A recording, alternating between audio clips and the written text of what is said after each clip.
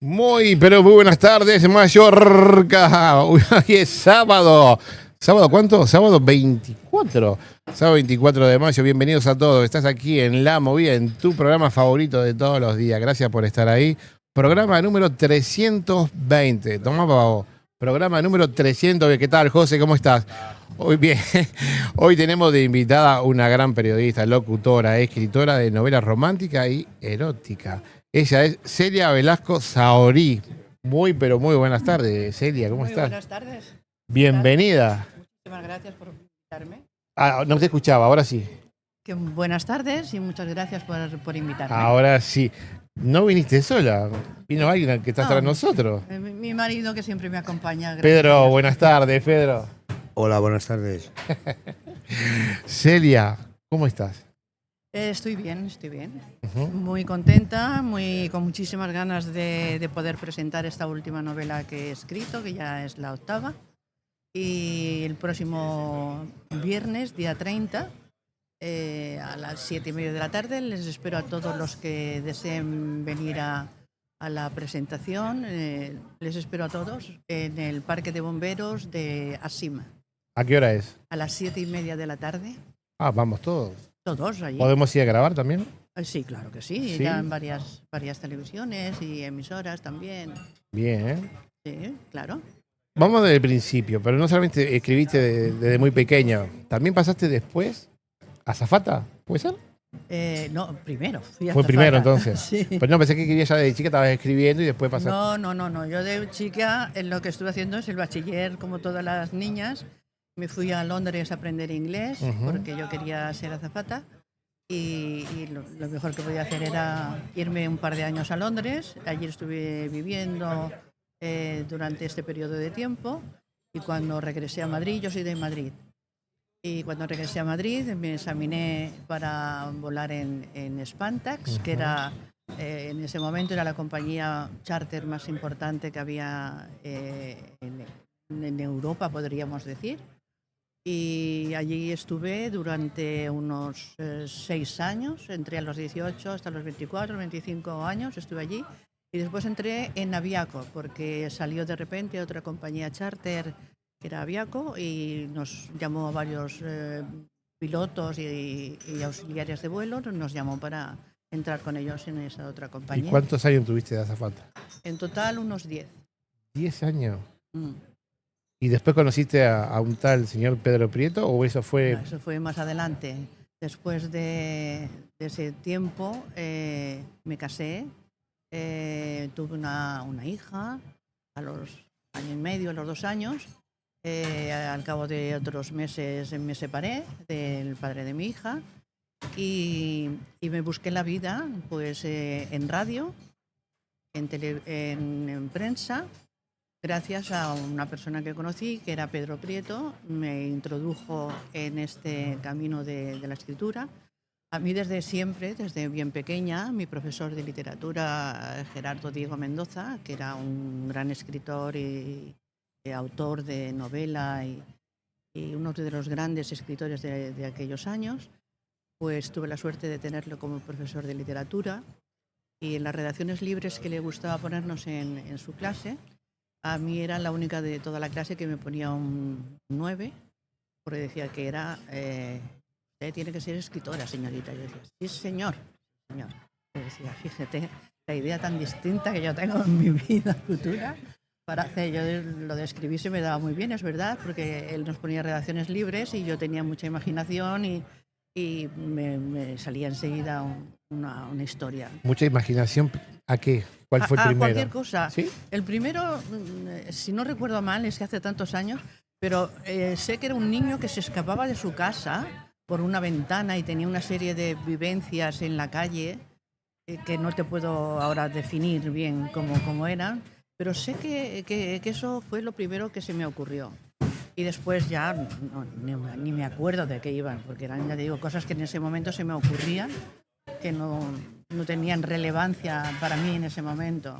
Nada más que me pusiera buena nota. ¿El primer libro, el nombre, te acordás? Sí, claro. El primer libro, que fue pues eso, después de dejar de volar, ya tenía una hija y se llamó Bueno, es que antes de escribir ese libro he hecho muchas otras cosas laborales. Fui locutora de radio, he sido periodista. Sí, periodista, locutora y escritora. Y paparazzi también. He tenido mi propia agencia de publicidad, de organización de eventos.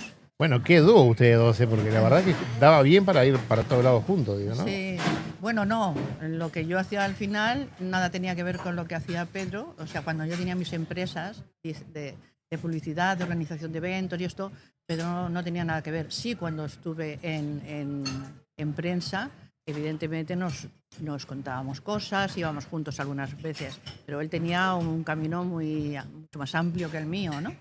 Pero yo ya me metí de lleno en esta vorágine de buscar al famoso, porque tuve un buen maestro a mi lado y él estaba rodeado de otros maestros también por aquel entonces, de paparazzis que buscaban la noticia debajo del agua, nunca mejor dicho. Bien, famosos, ¿como quién?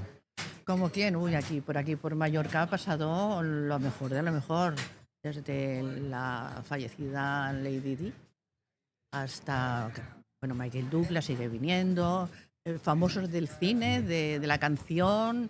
Aquí se hicieron el Musical Mallorca muchos años, se hicieron eventos muy a nivel internacional. Y entonces venía la florinata de la jet set, no solamente española, sino del mundo. Actores, jugadores de fútbol, de tenis, o sea, gente muy famosa, que eso se ha ido perdiendo con el paso de los años. ¿Segundo libro? El segundo libro, el primero se llamó Los atardeceres de Julia, que yo no conocía ninguna Julia, pero me salió ese nombre. Mira. Después hice sexoenlared.com. Ese, como su nombre indica, pues iba relacionado con el mundo del sexo, y porque lo escribí porque salió entonces las 50 sombras de Grey, las famosas 50 sombras de Grey, sí, y otra trilogía de Megan Maswell, y yo me los leí porque dije, a ver, estas historias eran nuevas para mí en cuanto a poder escribir algo parecido. Y dije, a ver, ¿qué nos descubren estos libros de estas importantes escritoras?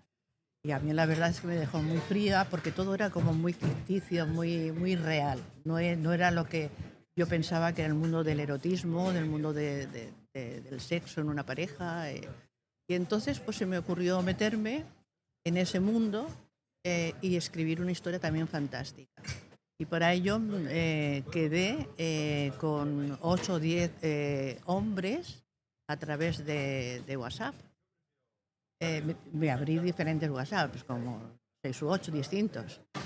Y en cada uno de ellos pues puse como nombre cada uno de los signos del zodiaco.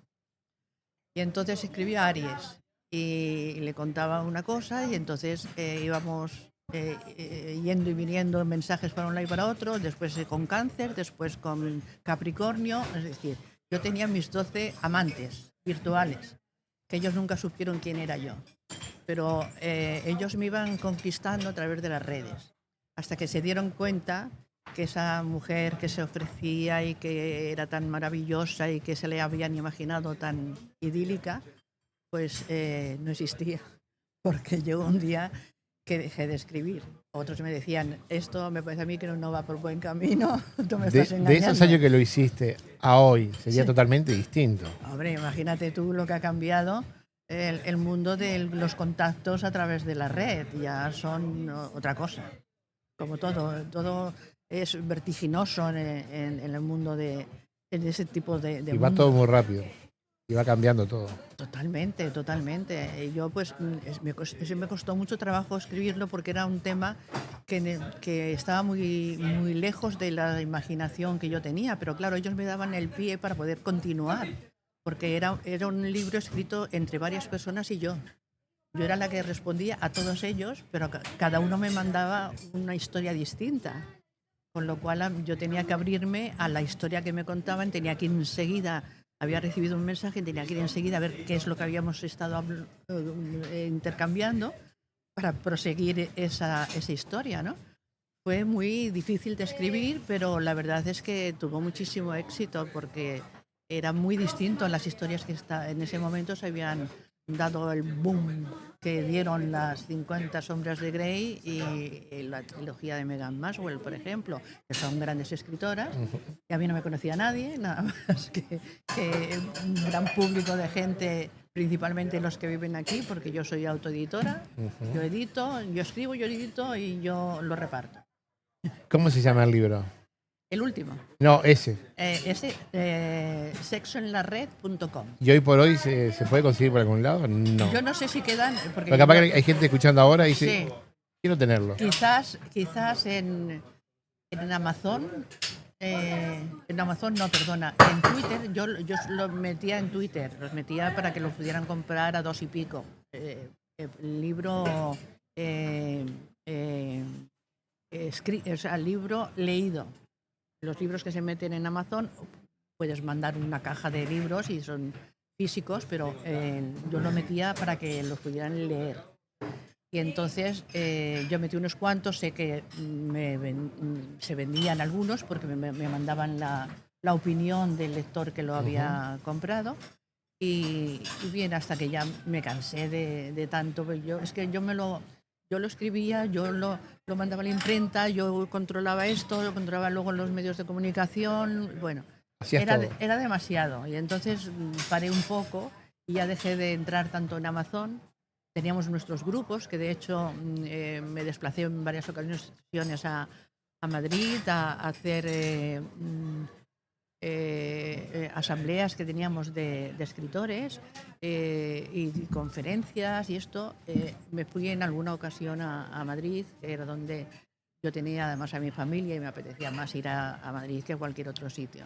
Y luego ya siempre los he presentado en Palma, en el Corte Inglés y en diferentes librerías, y luego organizaba un lugar concreto que me gustaba y allí reunía a los que no habían podido venir a la presentación inicial, que eran muchísimos. Tengo fotos de que se ven abarrotados de gente.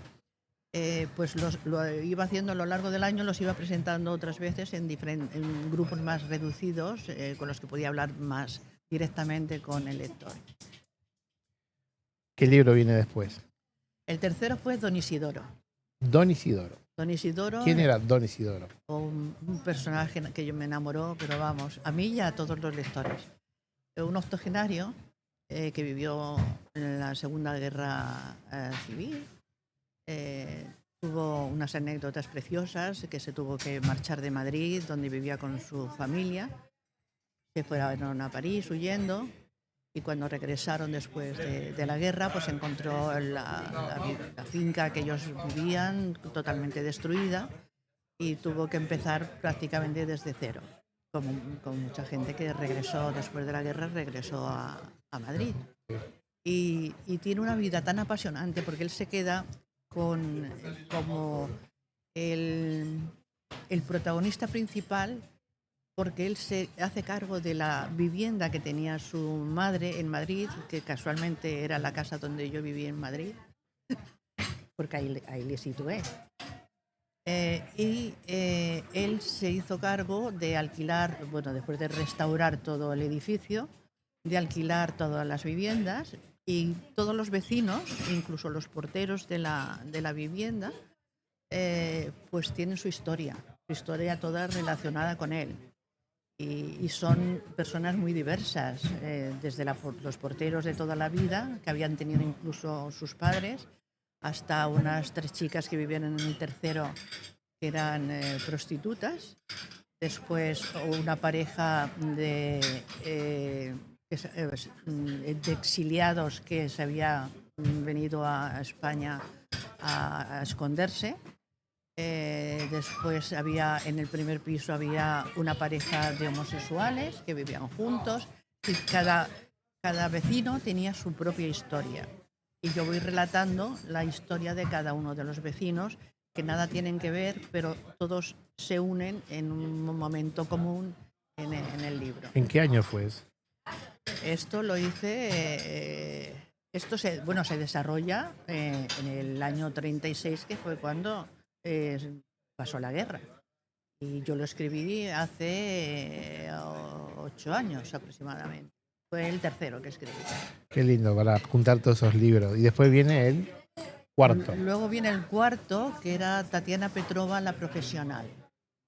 Que era una chica rusa que salió de Moscú, una chica bellísima, que salió de Moscú, pasó por Ámsterdam a trabajar como sirvienta.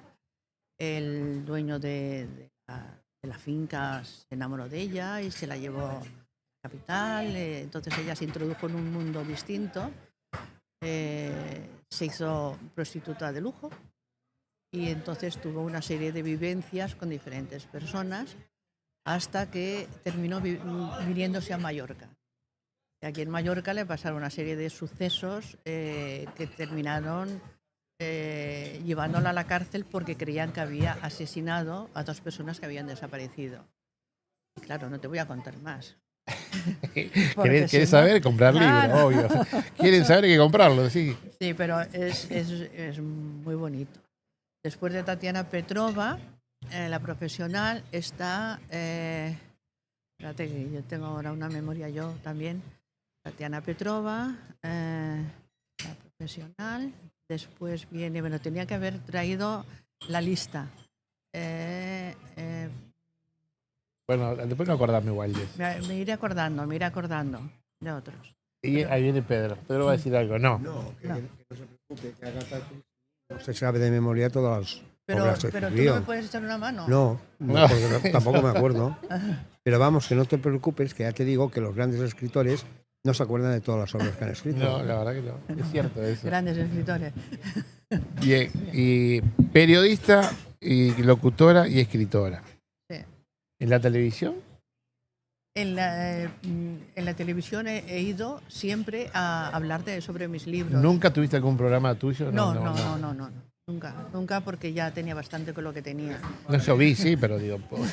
Yo estuve mucho tiempo con una empresa de publicidad, de organización de eventos, presentación de actos importantes, muy relacionada en el mundo de la publicidad con el gobierno, con el ayuntamiento. Saqué la primera guía de Mallorca en 4 idiomas, es decir, 4 libros distintos, uno en catalán, uno en mallorquín, en español, en inglés y en francés. 4 libros distintos, hablando de toda Mallorca, de los sitios más... o sea, una guía para el turista que viniera, pues que pudiera desplazarse por toda la isla y saber lo que iba a encontrar en cada sitio. Perdona. Y también una guía de prostitutas. También sí. Hice una Bueno, guía de prostitutas, ¿de dónde? De locales de ambiente. locales de ambiente, sí, también. ¿Sí? Que eso se repartía en restaurantes y en hoteles y también. Y bueno, muchas otras cosas. Es que mi vida ha sido tan intensa desde que nací que... Perdona, y lo curioso es que yo iba a negociar los anuncios con las señoras, porque claro, y coincidí una vez me veía un tío, en cada sitio donde iba me encontraba el mismo tío. Y yo decía, este tío debe ser un monstruo, que conoce. Y un día coincidimos los dos en una casa, y en lo que estábamos esperando el servicio, me dice, oye, El tío... servicio. Bueno, ¿Qué servicio? ¿Te me ibas a cobrar? yo iba a cobrar, Claro. pero yo le digo... El servicio. Yo le digo, le digo, joder, tío, no paras, ¿eh? Te veo en todas partes y dice, anda que tú. Digo, yo es que vengo a hacer anuncios. Dice, es que yo vengo a venderle los preservativos. No. Sí. O sea que a veces las apariencias engañan. Yo podría escribir un libro sobre los libros que ha escrito Celia. ¿Para contradecir? No. No, para contradecir, no. Que me daría para un libro. Sí. Me daría para un libro. Ahora, mi pregunta es, las azafatas de antes, qué distintas son las de ahora, ¿no? No tiene nada No, que ver. sí, no. ¿Por Primero- qué? ¿Qué pasó? Primero No. cobraban mucho más antes. Bueno, pero 10 veces Cobraba más. mucho más. Antes que ahora, sí. Pero también trabajamos muchísimo más, ¿eh? Ayer precisamente en Figu y Televisión me decían eso, que dice los miembros de una tripulación de antes era como si estuvieras viendo una película de James Bond. Sí. Y sin embargo, ahora vas por el aeropuerto y ves una tripulación y no te llama la atención. No. Pero también el pasaje que hay y todo esto, porque a mí me enamoró ser azafata, porque una vez mis padres me llevaron con mi hermano a Barajas, a Madrid, al aeropuerto de Madrid, y resulta que vi en ese aeropuerto una tripulación de Iberia, todos uniformados, con su maleta Samsonite tirando desde ella, sus galones, con su gorrito. Yo me quedé como si estuviera viendo eso, un trozo de una película hollywoodense. Y esa idea se me quedó, y cuando el profesor de literatura me decía, usted tiene que ser escritora, yo decía, sí señor. Yo digo, y me fui a Londres, estuve viviendo en Londres 2 años, y volví, nada más volver a Madrid, me fui a examinar en Espantas, aprobé y me vine a Palma. Es decir, yo la imagen aquella de una tripulación de Iberia la quería vivir en primera persona. Y al final pues lo conseguí. Todo lo que me he intentado de momento en planes de trabajo y tal, lo he conseguido. Y me ha salido bien además, porque he metido todo mi empeño. Igual que cuando me metí en el periodismo, pues hacía no las ruedas de prensa que normalmente a los primerizos les envían a hacer, ruedas de prensa en el ayuntamiento, en un local. No, yo me metía de saco, pues me metía a lo mejor en la cárcel de mujeres, en el centro de menores, en el psiquiátrico, pues hablar de cosas reales, de situaciones. ¿Qué es lo que podrías contar? Lo más feo y lo más lindo que te haya pasado. ¿Se puede contar? Sí, se puede contar. Mira, lo que más me ha llegado, que de eso escribí un libro, uno de los libros, que este es el de la cárcel, no, este es el del niño. Pedro, ¿te acuerdas del título? Bueno, es igual, ya me acordaré. Mira, estaba haciendo reportajes y me tocó un día, nos llamaron al periódico, sé que era mediodía, llamaron al periódico y llamaban para que fuera alguien de sucesos. Y no había nadie en ese momento, y dije, Celia, vete para allá. Y me fui para allá y era en una travesía de la calle Manacor, una travesía de esos... Carretera de Inca. De carretera de Inca, ¿sí? Hostalet. Bueno, pues allí. Me fui para allá, había bomberos, había policía, había de todo, yo me identifiqué, vengo a cubrir esta información. Y resulta que sacaron de allí, de una casa medio derruida, un aspecto de calle horroroso, dejada de la mano de Dios, colgada ropa por las... Bueno, tremendo. Un olor a suciedad horroroso.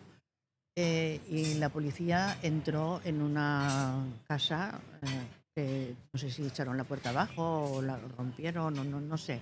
Entró la policía y un médico o 2 médicos, y se encontraron a un chaval que debía tener 8 o 10 años con una cadena atada al pie y a la cama, una cadena larga, y el pobrecito pues era autista. Y se lo llevaron. Bueno, a mí ese momento me impresionó más de todas las cosas que he visto muchas muy duras. Esto fue lo que más me impresionó y eso lo he trasladado a un libro. Y ahora no sé cuál es. Ahora me acordaré. Me tenía que haber traído todas. Te los traeré para que en una ocasión que venga en caso lo puedas decir. Es un libro tan bonito porque meto la historia de este niño en una historia distinta, evidentemente. Este niño al final sale bien. Toda su vida sale bien porque le recogen unos padres muy acaudalados, y ahí entra una... No me acuerdo si era... Esto era de historias de la cárcel. Las historias que yo he escrito sobre la cárcel. Era el 3.º o el 4.º libro que escribí. Y fue maravilloso recordarlo, pero luego ir situándolo donde a mí me hubiera gustado que ese niño terminara, ¿no? Y fue muy emocionante. ¿Tenías horario para escribir? No. ¿O te despertabas en la noche, escribías un poquito y Sí. así? Sí, yo escribía, en ese momento ya había dejado de hacer todos mis trabajos anteriores que te he dicho, había dejado mi empresa de publicidad, de todo esto, y yo me ponía en el ordenador a escribir durante prácticamente todo el día, porque Pedro estaba trabajando, mis hijos estaban estudiando, o Carolina, la mayor, ya se había ido de casa, ya se había casado.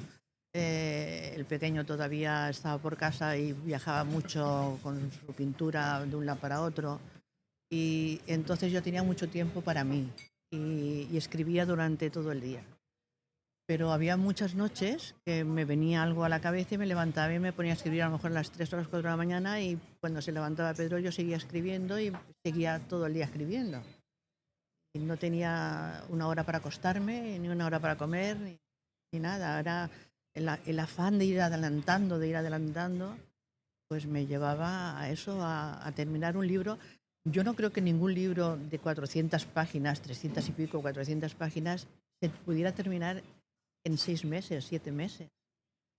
Pero lo terminaba.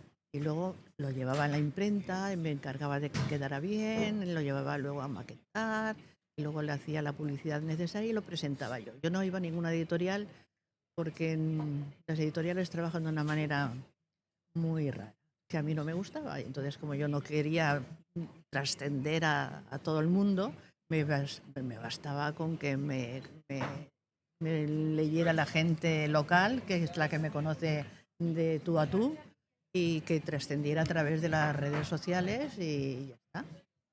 Y así lo he hecho. ¿Qué le decimos a aquella gente, a esos jóvenes que hoy están escuchando, que quieren escribir y quieren hacer lo mismo que haces vos? ¿Se le puede aconsejar? Bueno, es que es un consejo muy difícil. Es igual que le dices a uno, ¿por qué no empiezas a tocar el violín?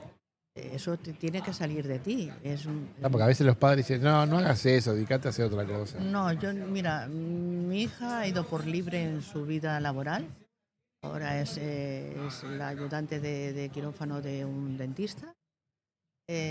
Mi hijo, cuando era bien pequeño, hizo bachillerato artístico porque no le gustaban las matemáticas, y entonces ahí le surgió la idea. Nosotros teníamos muchos amigos pintores, tenemos muchísimos cuadros en casa de amigos pintores, y Carlos ha estado acostumbrado siempre a ver pintura en casa, y que vinieran pintores a cenar o a charlar con nosotros o lo que fuera.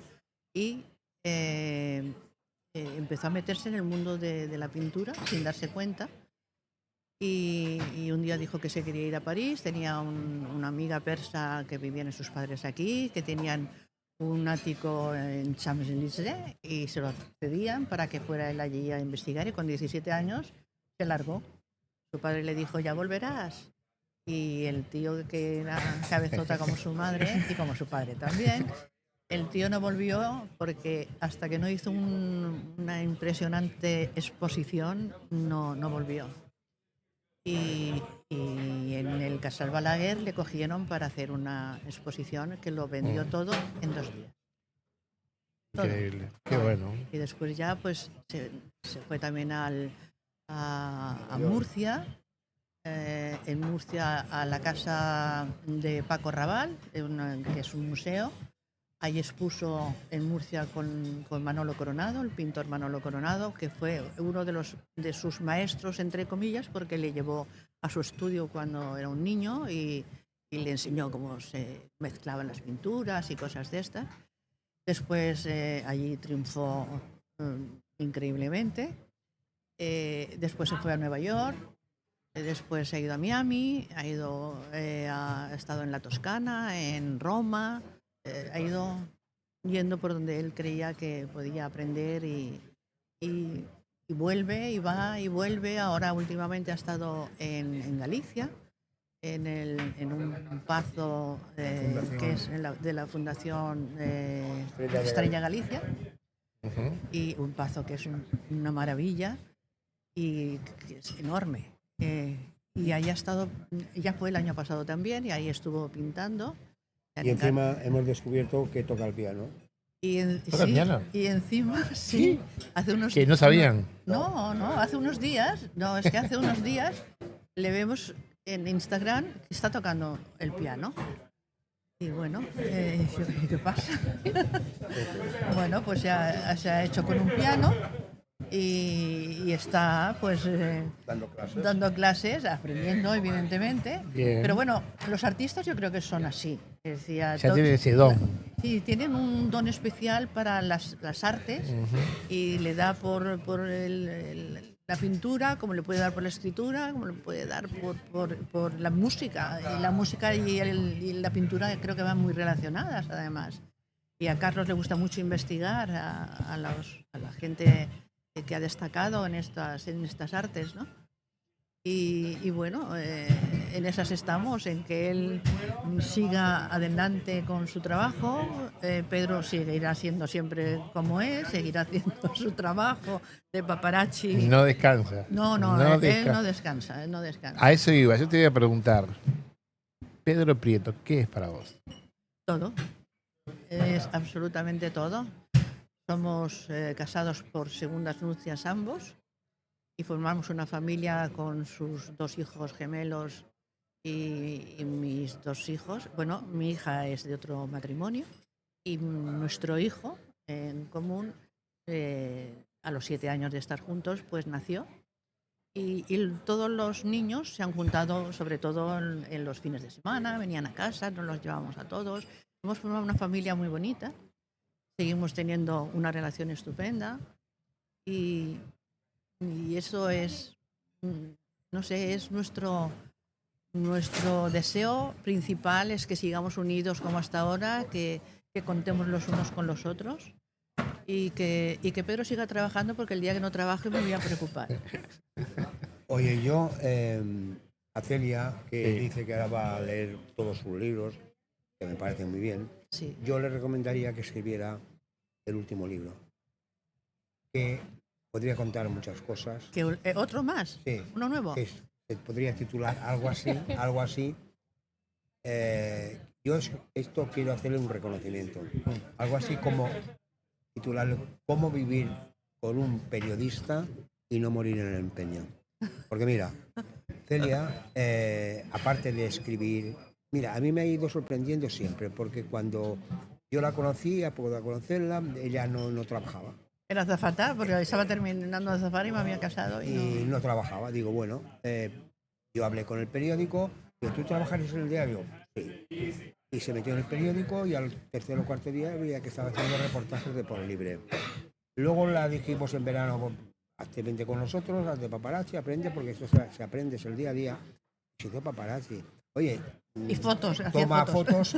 hizo fotos, revela fotos, reveló fotos. Mira. Y yo me flipaba. Después dijo, me va a hacer relaciones públicas, montó eventos, montó historias y todo eso. O sea, es una chica que trabajaba total las 24 horas del día, que tenía que cuidar 2 niños y que encima yo la mayor parte del tiempo estaba fuera de casa. Yo me fui a Tokio, a Japón, a hacer un trabajo con el gobierno, que fue allí a intentar que vinieran inversiones a Palma, y me pasé 12, 14 días en Japón. Y en este tiempo, Carlos, que era pequeñito, no sé, pilló una enfermedad, la tuvo que ir al médico.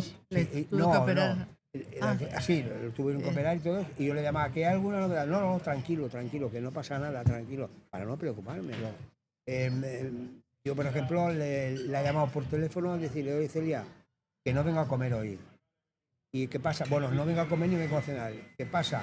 No, que estoy en Madrid. ¿Qué haces en Madrid? Estoy en la embajada de Australia en España sacándome un visado para irme a Melbourne. ¿Y qué vas a hacer a Melbourne? La final Sampras, Carlos Moya. Ah, vale, muy bien. Me decía, vamos, que ella lo veía como cosa normal en este mundo. Me decía, bueno, vamos a cambiarnos de casa. Tú la semana que viene, dentro de 2 semanas, 3 semanas, tienes libre. Pero bueno, si yo dentro de 2 semanas, no hay ningún problema, podemos hacer el fin de semana, tal y cual. Muy bien. Hacemos el viernes el cambio de casa, con todos los trastos por el medio de la calle, y me llaman desde el periódico, te tienes que ir a Santo Domingo porque ha habido un huracán y sacará un montón de hoteles de Mallorca. Y yo me fui a Huracán, la dejé a ella con los 2 niños, los colchones, el perro, todo. Y otra mujer, yo pienso que se hubiera divorciado. Porque Y vos no, tranquila, porque sabía que era un trabajo, tenía que ir. no, pero vamos, Pero yo tengo la capacidad de... conozco amigos que han sido paparazzi y todo eso, que se han divorciado. Claro. Se han divorciado porque la mujer no No aguantaba. aguantaba. En cambio, ella sí que lo aguantaba. Y yo por eso cada día le hago un homenaje por esto, por esta capacidad de aguante, de resistir sin morir en el empeño. Si ella contara estas historias yo me fui a Roma, yo estaba haciendo un trabajo en los subterráneos en lo que el túnel este que ahora quiere abrir el ayuntamiento desde la Plaza Mayor. Yo estaba haciendo un reportaje ahí que había convencido a un concejal para que me abriera la puerta y tal. Y me llamó por teléfono el director del periódico, Pedro Comas. ¿Te vas a Roma? Digo, ¿cuándo? Ahora. ¿Pero a qué? Joder, que se ha muerto el Papa, Juan Pablo II. Pero oye, vete para Roma y ya la llamé a Cele y digo, mira Cele, no vengo a comer ni a cenar y no estaré en una semana por aquí. Me voy a Roma. ¿Y qué vas a hacer? Otro cambio de casa. Del Papa. Y tienes ropa, no te preocupes, ya me compraré ropa. Es que me iba con lo vestido. Y ella, ningún problema, ningún reproche, nada. Cuando se hizo paparazzi, creo que cuando se hizo paparazzi entendió un poquitín lo que era la vida del periodista. Porque ella hizo de paparazzi. Es decir, que hacer de paparazzi significa salir de tu casa a las 7 de la mañana, irte no sabes dónde, regresar a las 10 de la noche de la mañana, estar cenando y te llama Manolín Antonio Catalán, que parezca decir, Pedro, veniros para acá que hay en movida. Y a las 11 de la noche volver a través de destinos y irnos a montar. O a las 2 de la madrugada hacer un reportaje, ella que lo hizo, al actual rey, entonces príncipe, a sus hermanas, bailando en el Club de Mar, haciéndose pasar por... Aquello fue histórico. Es decir, estaban ahí los policías. Ella estaba sentada en la mesa del Club de Mar. Y el compañero Manuel Hernández de León, que en paz descanse, que fue el fotógrafo, un gran amigo mío, una gran persona que hizo las fotos del 23F, estábamos en la barra, controlados por los policías de la Casa Porque ellos Real. les conocían. Y de pronto vemos a Celia, que se levanta cuando están bailando el príncipe y tal y que cual, y haciéndole fotos. Y haciéndole fotos a Sara Montiel, que estaba por allí dentro, que también se había compinchado con Sara Montiel. Sí, cuando se lo dije, cuando te avise tu sal, sí. fotos. Y el Manolín le dice al policía, ¿qué pasa, tío? ¿Qué pasa con esta mujer que está haciendo fotos? Aquí nos tenéis marcados y acorralados. ¿Qué pasa con esta tía? Y entonces un policía va a hablar con ella. Ella se fue antes, cuando tuvo el lavabo. Se fue al lavabo y se hace la operación, cambio de carretes, tal y cual. Después vemos que sale y le está esperando el policía en la puerta. Se sienta. Veo que ella abre el bolso, le enseña carnet, le enseña de todo, estuvieron ahí hablando. Viene el policía, le dice, ¿qué? Le dice, ¿qué ha pasado? La típica rica madrileña que ha venido aquí con su marido con el barco, el marido que se debe estar por ahí, vete a saber, y la tía se aburre y viene aquí. Y le ha hecho fotos a una actriz que es Sara Montiel, porque en realidad los tenía enfrente, a Sara y a Pepe, los tenía enfrente, pero yo me giraba con una maquinita de estas pequeñitas.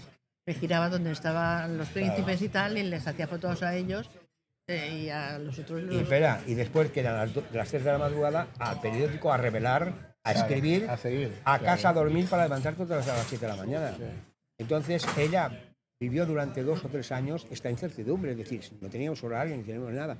Yo me cabe el deshonor de poder decir que yo jamás me he bañado con mis hijos en verano, porque yo en verano yo cogía a los niños, se los llevaba a la playa, tal y cual, y yo no venía, yo venía a lo mejor tarde al anochecer, y venía un minuto, porque me largaba. Pero es que la vida es así, y ella lo ha entendido. Y lo ha entendido y lo ha reconocido y en ningún momento me ha puesto ninguna traba, sino todo lo contrario, me ha animado. Y encima le hacía que nos cambiáramos de casa cada 2 por 3 porque yo estaba acostumbrada cuando era azafata, yo volaba en Palma. Yo volaba en verano, volaba en Palma, entonces tenía un apartamento en Palma, pero en invierno nos íbamos a Las Palmas y en Las Palmas tenía que coger otro apartamento, entonces cambiaba. Y así he estado durante todos los años que he estado de azafata, cambiándome cada 6 meses de domicilio. Y cuando nos casamos, pues esa cosilla tenía por dentro yo de cambiar porque me encantaba decorar y cambiar la casa, hacer obras, me encantaba. Incluso con todo el trabajo que tenía, pues me gustaba y le he hecho cambios de casa 6 o 7 veces, ¿no? Sí, 7 veces. Tenían que hacer un libro entre los dos y No, pensar para ella, atrás ¿cómo, todo lo que hicieron juntos. cómo vivir con un periodista y no morir en el empeño? Es decir, es una historia preciosa. Es que lo tiene todo. Y además que todo es verdad. Y no es un farol ni nada. Otras mujeres no lo hubieran aguantado esto. Pero también ella en parte fue porque lo vivió. Ella lo vivió. Ella llegaba a casa muchos días, como yo llegaba a casa todos los días del verano, sudada, con los pantalones sucios, habiéndose bañado En el mar. porque hacía Vestida. calor y teníamos que esperar. ¿eh? Ella lo vivió y lo entendió. Y del mismo modo que nosotros llegábamos a casa después de un día, que a lo mejor habíamos pillado un bicho gordo, que era un reportaje, bueno, vamos a casa, cariño, que vamos a ver. Y de pronto llamabas por teléfono. Y estábamos cenando. Oye, Pedro o Celia, veniros para el paseo marítimo, que está aquí Victorio Gassman, que le vamos a meter un mambo al paseo marítimo. Y terminábamos a las tantas. Y al día siguiente, a las 7 de la mañana, otra vez. Claro, ella lo vivió esto y lo entendió. Porque Y luego, me perdona, gustaba, es porque que me después gustaba. deja el periodismo, se mete en publicidad, y no solamente se mete en publicidad, ganando dinero en publicidad, sino que se le ocurre, vamos a dar unos premios, un pin, a los hombres más que se han destacado más por sus... Y se montaban unas cenas y invitaban, mira, Pedro Serra, el editor del diario Última Hora y un montón de cosas. José Luis de Vilallonga, el escritor. El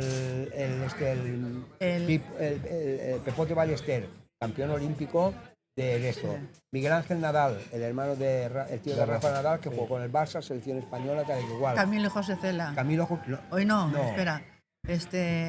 Bueno, un mogollón de gente. Espera. Guillermo Crins. Que Guillermo Cris. O sea, Dios dice, pero esta tía cómo se lo monta. Que a nosotros es muy difícil que vengan. Los llevaba allí, los cenaban con ellos, le ponían el pin, el tío le soltaba un rollo. Pepe Hidalgo, el de los aviones, Sí. el de Aviaca. El de Air Europa. En Europa. Sí. Y se montó esta historia. Y El de Tolo Puig. Cursá confió con ella cuando abrió BCM y le montó una historia en BCM impresionante. Se trajo Le llevé toda la publicidad y la luego se inauguración. trajo primeras, la Sabatini, la tenista, todos los periodistas importantes de la revista del Corazón. Hizo la moda Lip en BCM, el telediario. Me acuerdo que al día siguiente cerró el telediario con la moda Blip desfilando y en el fondo ponía BCM. O sea, yo digo, esta tía vale para todo. Por eso yo creo que Por eso no me deja escapar. sería muy divertido. Y vos tampoco a él. No. Sería muy divertido que lo hiciera. Además se divertiría muchísimo. Claro que sí. Bueno, eso ya lo sabemos nosotros. Bueno, hablemos para el número 8. Vamos a cerrarlo ahí. Sí. Fecha, hora y dónde va a ser para que la gente lo pueda escuchar nuevamente. Sí. Pues mira, será el próximo viernes, día 30, a las 7:30 de la tarde, en el espacio sociocultural del edificio de bomberos, el antiguo edificio de bomberos, en Gran Vía Sima. Ujú. Lo conoce todo el mundo. Es decir, allí les espero con mucho gusto. Y... Allí estaremos también nosotros, con la cámara. Con Johnny. Ya te he liado. Sí. Pues nada, será un placer recibiros y allí pues conoceréis aparte de... La entrada es libre. Sí, para que, sí, para que sí, la sí, gente sí, pueda sí, ir sí. tranquilamente, entrada libre. Sí. Muchísimas gracias por venir. A vosotros. Podríamos seguir 3, Sí, 4 horas más porque sí, la verdad sí, que sí, sacamos sí. un libro acá mismo. Pedro, muchísimas gracias por venir. Gracias por traer a tu señora. Mirá que costó, pero bueno, aquí está. Sí. Muchísimas gracias. Nada, a vosotros, ha sido un placer. Gracias.